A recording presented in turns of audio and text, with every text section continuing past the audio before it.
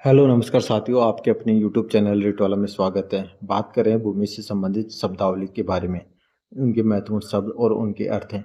आइए चर्चा करते हैं इस बारे में। ज़्यादा बात न करते हुए सीधे पॉइंट पे चलते हैं। तो बीघा क्या होती है, एकड़ क्या होती है, और साथ ही जुड़े रहिए हमारे यूट्यूब चैनल रेट वाला पे, जिससे नई नई इन्फॉर्मेशन और नए टॉपिक के साथ आपको सूचना मिलती रहे। तो आइए शुरुआत करते हैं डायरेक्ट पॉइंट से। भूमि संबंधित महत्वपूर्ण शब्दावली। भूमि से संबंधित शब्दावली की बात करते हैं। बीड़ बीड़ भूमि क्या होती है? नदी नालों के पास की भूमि को क्या कहते हैं? बीड़ भूमि कहते हैं।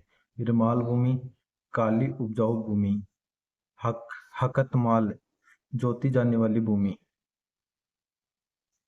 पीवल भूमि क्या होती है? तालाबों और कुओं द्वारा सिंचित भूमि को स्थानीय भाषा में पीवल भूमि कहा जाता है। तलाई भूमि, तालाब के पेटे की भूमि जिसमें बिना सिंचाई फसल होती है।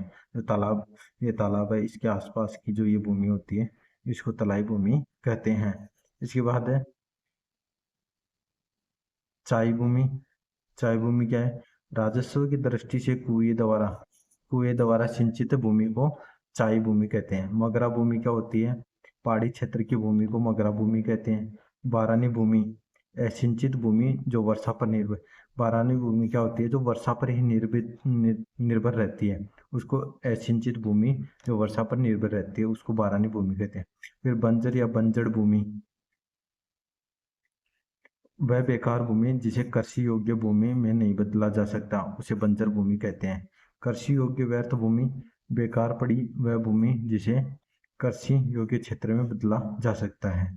ये जो बंजर भूमि होती है वो बेकार पड़ी होती है, उसमें कृषि कृषि नहीं की जा सकती है, उसमें ऐसी भूमि को बंजर भूमि कहते हैं। और जो बेकार तो पड़ी है, जो भूमि बेकार तो पड़ी है लेकिन कृषि योग्य क्षेत्र में उसको बदला जा सकता है, तो उसको कृषि योग्य व्यर्थ भूमि कहते हैं।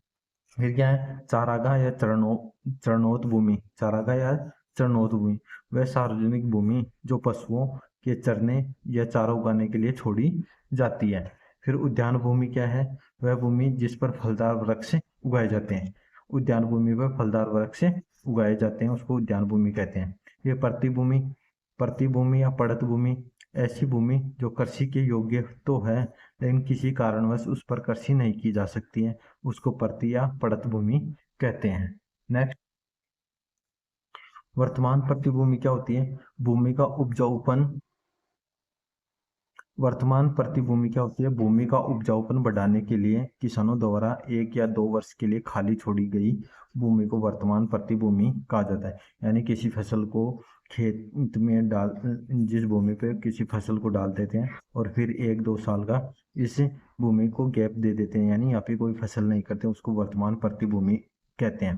फिर पुरानी प्रतिभूमि क्या है? यदि किसी भूमि पर 5 वर्षों तक कृषि नहीं की जाती है तो उसे पुरानी प्रतिभूमि कहा जाता है। बनी या बड़ी भूमि, सरकार द्वारा ईंधन या पशु चराई के लिए छोड़ी गई भूमि को स्थानीय भाषा में बनी या बड़ी भूमि कहते हैं। बात करते हैं डेयरी भूमि की। प्राकृतिक रूप से बाढ़ के पानी से सिंचित भूमि को डेयरी भूमि कहते हैं। चिकनौट भूमि कौन सी होती है? कठोर व चिकनी उपजाऊ मिट्टी को चिकनौट मिट्टी कहा जाता है। फिर मटियार भूमि, चिकनी मिट्टी जिसमें कुछ बालू मिट्टी मिली होती है उसको मटियार मिट्टी कहा जाता है, मटियार भूमि कहा जाता है। वन भूमि क्या है? वह भूभाग जो प्राकृतिक वनस्पति से ढका हो। तो कृषि भूमि क्या है? वह भूमि जिस पर मानव द्वारा फसलें उगाई जाती हैं। पड़ों क्या है? तालाब व खड्डों में पानी सूखने पर ऊपर जमी हुई उपजाऊ मिट्टी की परत को पड़ों भूमि कहा जाता है। रेह क्या है? मिट्टी के ऊपर सफेद सफेद लवण या बालू जम जाती है, उस मिट्टी को स्थानीय भाषा में रेह कहते हैं। अमीन क्या है? अमीन भूमि, भू राजस्व निर्धारण करने वाली कर्मचारी। जो अमीन होते हैं वो क्या होते हैं? भू राजस्व निर्धारण करने वाले कर्मचारी होते हैं। और आमिल क्या है? आमिल माल गुजारी या भू राजस्व वसूल करने वाला आमिल होता है। बीघा क्या है? बीघा जमीन का एक माप जो 1 एकड़ के 5/8 भाग के बराबर होती है या 20 बिस्वा होती है, उसको बीघा कहते हैं। विश्वेदार कौन होता है? भूस्वामी या जमींदार। यानी जो विश्वा भूमि, जो बीघा में भूमि होती है, जमीन होती है, उसका विश्वेदार स्वामी क्या कहलाता है? विश्वेदार कहलाता है। मालगुजारी क्या है? रियासती काल में लिया जाने वाला भू राजस्व या लगान। जो मालगुजारी क्या कहलाता है? जो आज के टाइम पे लोन बोलते हैं उसको पहले लगान बोलते थे, उसको ही मालगुजारी कहते हैं। भिगोरी क्या है? प्रति बीघा लिया जाने वाला कर। यानी प्रति बीघा जो लिया जाता है, जैसे मान लो 100 रुपये पे जो कर लिया जाता है, मान लो 100 रुपये पे वो 1 रुपये कर ले, 1 रुपये एक्स्ट्रा लेना, वो कर कहलाता है, उसको ही भिगोरी कहते हैं। चक क्या है? जमीन का एक भाग चक है। फिर है गिरदावरी। गिरदावरी क्या है? एक नक्शा जो खेत या जमीन की सीमा को प्रदर्शित करता है एवं कृषि उपज का विवरण भी दिया जाता है। खसरा क्या है? खेत का रजिस्टर जिसमें खेत के बारे में सभी आवश्यक सूचनाएं होती है, उसको खसरा कहा जाता है। खुदकास्ट क्या है? वह कृषि क्षेत्र जो स्वयं भूस्वामी द्वारा कास्ट किया जाता हो, उसको खुदकास्ट कहा जाता है। चड़स क्या है? चमड़े की बाल्टी या डोल जिससे पानी निकाला जाता है, उसको चड़स कहते हैं। लाव क्या है? लाव क्या होती है? जो कुएं के अंदर से पानी निकालने को लाव कहा जाता है। सन का मोटा रस्सा जिसे चड़स को कुएं में से खींचा जाता है, उसको क्या कहा जाता है? लाव कहा जाता है।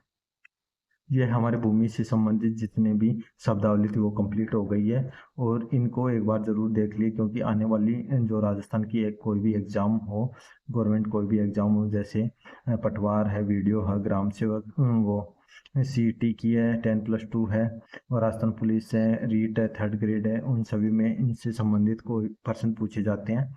तो आप एक बार इस वीडियो को जरूर से देख लिए, और साथ ही इस वीडियो को अपने दोस्तों के साथ शेयर कीजिए, ताकि उनको भी इससे फ़ायदा मिल सके। और ज़्यादा से ज़्यादा वीडियो को शेयर कीजिए, और मेरे यूट्यूब चैनल को सब्सक्राइब कीजिए, लाइक कीजिए, शेयर कीजिए। मिलते हैं नए एक रोचक नए तथ्य के साथ, नए पॉइंट के साथ, जिससे आपको किसी भी गवर्नमेंट एग्जाम में सफलता दिलाने के लिए फ़ायदेमंद रहेगा। जय हिंद, जय भारत, जय राजस्थान। मिलते हैं नेक्स्ट वीडियो में। जय भारत, जय राजस्थान।